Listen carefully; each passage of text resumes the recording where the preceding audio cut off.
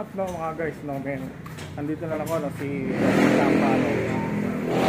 May gagawin na naman tayong ano, nandito parang case study na naman to no.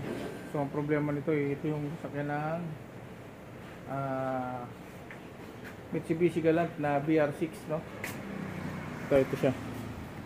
Yan. Medyo magulo lang yung camera natin ano, BR6 yan no. So problema nito palyado to no. So na-scan na namin to. Ang nilabas sa kanya is code 40 code 41 ata yun, parang ganun, 42. Yun ano. Yung para sa kanyang injector, tsaka yung ignition signal ng number 3 may problema no. So saka yung kanyang coolant temperature sensor no. Yun yung mga lumabas na scan dito sa BR6 na to no. So ang gagawin namin i-troubleshoot na namin to kung bakit wala siyang signal sa number 3 no. So sinubukan na namin yung kanyang ignition coil. Nilipat na namin to no. So wala talaga yung para sa number 3 no. Ito kasi yung number 3. Tapos yung number 3 signal din sa injector wala rin. So ang namin diyan malamang injector driver na yung may problema niyan ano. Kaya lang sa computer box yun. Ang ang location ng injector driver nitong BR6 nito no. So titingnan pa natin kung saan nakalagay yung yung kanyang computer box. Medyo matagal na kasi hindi na ba nagamit ito no, mga 2 years na no. So kaya siguro inanuhan ng may-ari. Tawag ito tinigilan na dahil nga palyado siya no. So tsaka wala mga ilaw yung cluster. Yan dito sa loob sa dashboard. May ilaw lang, wala rin check engine ano. Yan sinusi natin ano. Yan. So ibig sabihin yan pundido siguro yung check engine yan ano? O kaya tinanggal na yung check engine light para maging komportable yung nagmamaneho na wala nakikitang check engine ano. So ibabalik natin yung mga linya ng check engine no mga kachamba no. Titrace natin muna kung anong problema, pero ang tingin ko kasi may signal naman yung sa ibang injector no, meron siyang signal yung mga injector sa iba. Pero yung sa number 3 lang wala siyang signal. Tsaka yung sa ignition coil number 3 din wala rin signal. So iisa lang yung nagbibigay ng ground sa kanya. So yun yung injector driver no, para magbigay sila ng kuryente. Tsaka ground dun sa injector no. So yun ang problema nito. Malamang sa injector driver, sa computer box ang problema. So pabaklasin namin yung nito, yung computer box. Hanapin namin dito sa loob ng sasakyan malamang nandito sa bandang gitna to. Tapos papakita na pag natanggal na namin yung tawag dito, yung computer box, papakita namin kung alin yung may sunog.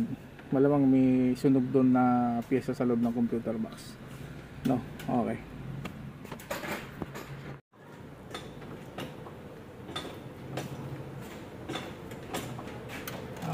So mga kachamba no, testingin natin na yung mga signal, kung meron siyang signal yung sa number 3 no. Kasi ito yung number 1 niya, tapos yung number 2 ito sa kabila, number 3, number 4, number 5 no. So ang walang signal is number 3. So testingin natin paandarin muna natin.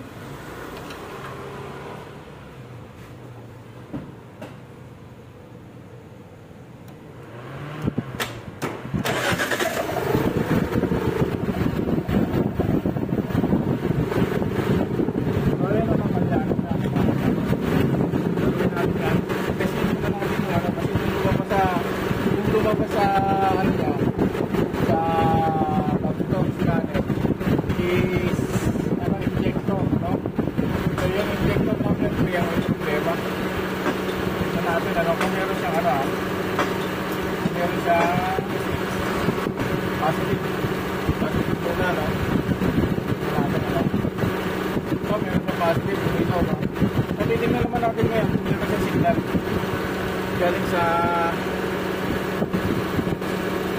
sa injector driver, ano?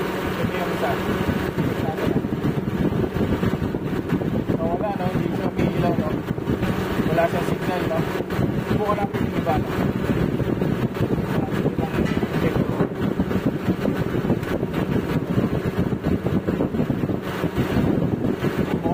Subukan natin yung nasa roon, no? Ito yung ano niya, signal, no? So, meron signal, no? Susubukan naman natin yung ganyan, positive kung meron. So, meron din, ano? So, isa lang talaga may problema yung injector number 3. Yan.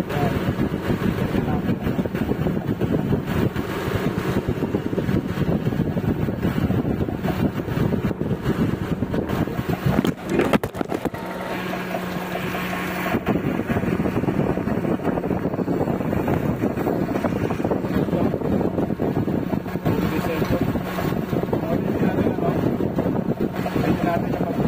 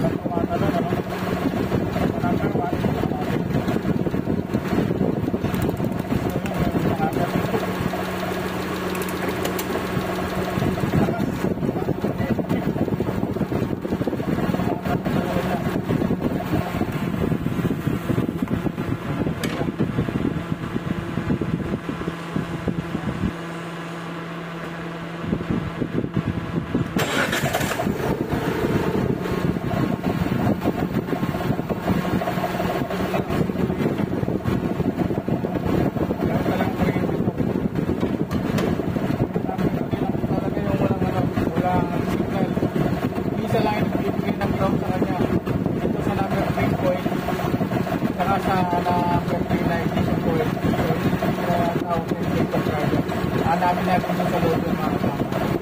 Pagka nakikita natin yung mga sa loob, hanapin natin yung sa loob. Okay?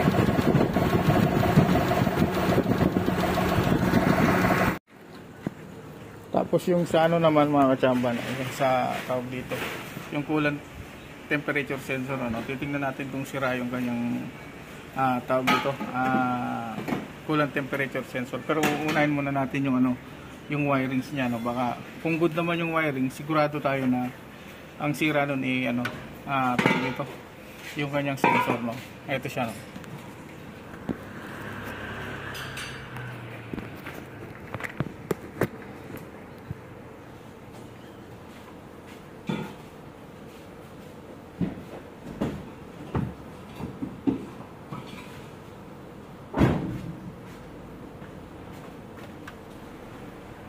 So yung coolant temperature sensor naman natin nandito lang, no.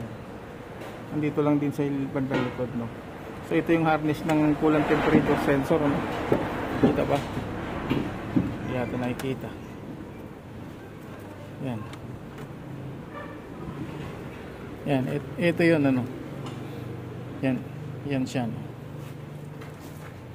Natin na.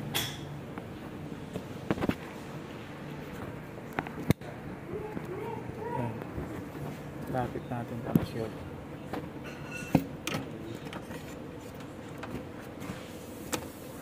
So ito yun, no, yung harness na yan. So tatanggalin natin to kasi nakaano lang to eh, Yan. So sa pag-testing nito, no, i-testingin natin tong harness, no, kung meron siyang 5 volts reference, no. Pagka nakatanggal sa sensor, no. Pag meron siyang nakatanggal siya sa sensor, malamang tawag ito yung sensor natin na may problema. Baka mababa na yung specs niya, no.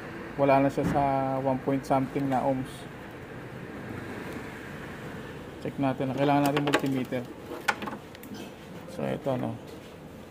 Set lang natin DC, no. Tapos lagyan natin yung lead natin na ground sa sa ground. Check mo natin kung good yung ating multimeter. Good, 12.72. Dapat meron siyang 5 volts reference pagka inano natin, ano. So ito, check na muna natin.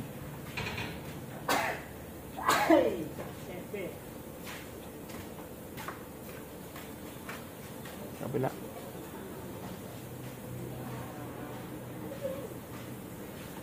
Wait lang, hindi yata matusok-tusok.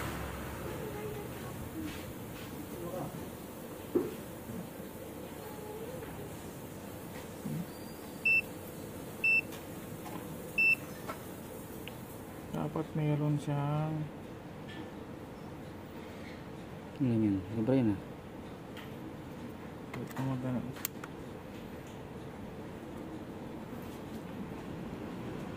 Dikit mo ba gusto? Kailangan meron siyang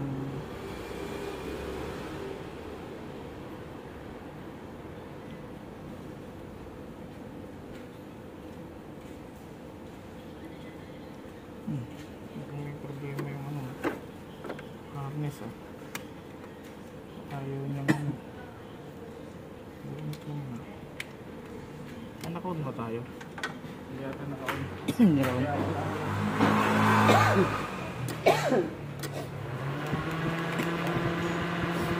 Dapat hindi naman tayo time loads, nakakalimutan natin yun pala, kaya hindi makalimutan. So, ito na doon. Ito yan, yung galing sa computer yun. So, good yung ating linya, no? 4 point, ano yun? Good. Dapat meron tayong 5 volts reference. 4.92. Oh, ayan, malapit pa rin siya sa So, ibig sabihin, pasok pa siya, no? Sa natin. Yung isa. Walang sira yung ating computer, no? Ito sa miss. Good yung ating harness. Malamang sira yung natin. Yung ating coolant temperature sensor, So baka wala na si specs yun. Kaya tawag dito. Kaya nagbato siya ng code na gano'n, coolant temperature sensor. So ayun lang, pag naayos na natin, papakita ko sa inyo ulit yung differences, no? Okay, mga pag naayos na natin. Okay. So mga katsambang, nandito na tayo ulit, no? Ito yung lumabas na trouble code dito sa VR6 na ginagawa natin, itong na to, no? Ayan siya. Ayan. Wait lang, no? Ayan. Yung DTC niya is code 21 para sa coolant temperature sensor, tapos code 53 para sa ignition signal number 3, at yung code 41 naman, code 41 para sa injector, no? So ayan, Mitsubishi yan. So na-check na namin to, no? Check na namin yung wiring harness ng computer, no? Yung wiring harness ng computer na to. Tapos hanggang doon sa injector, okay naman siya. Wala naman siyang putol, mga katsamba, no? So ang na lang natin ito is papacheck natin tong computer box. Pero binuksan na namin tong computer box, no? May repair na siya, no? Titingnan natin kung re-repair pa uli, no? Kung hindi na kayang i-repair, pabibili na lang tayo ng ng surplus na computer box, no? Para may kabit dito sa VR6 na to. Okay, pagka okay na, meron ng mga pyesa. Iyan natin ulit. So document natin ulit ng mga